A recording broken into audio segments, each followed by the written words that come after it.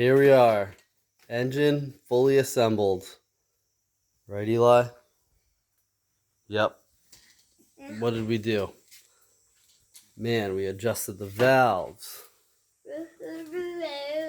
All I have to do is add. Here we go. Everything was in spec. Valves are good. You can see my zinc plated fasteners down there. New plugs. I'm gonna have to pressure wash it probably one more time. Look how dirty that is down there. Maybe I think I'm gonna paint it.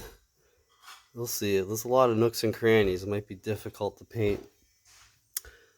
I'm gonna try to at least clean up the starter before I put it back in there. I had the head professionally sandblasted with glass beads, so that's why that looks so clean.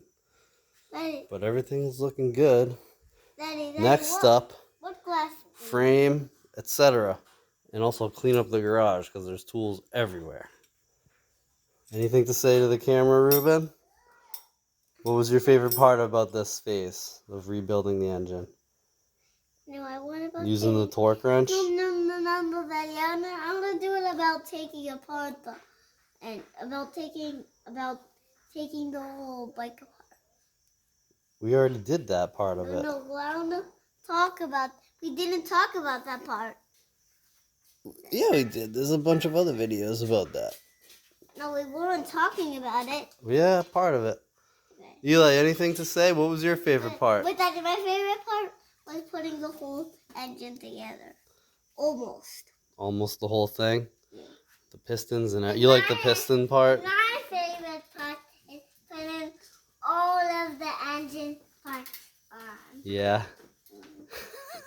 Were you helping me a lot yesterday, Eli? Huh? With the pistons? What pistons? Down in the engine, you were helping me with the pistons? And this? Yeah. Yeah. Did you use the torque wrench? Yeah.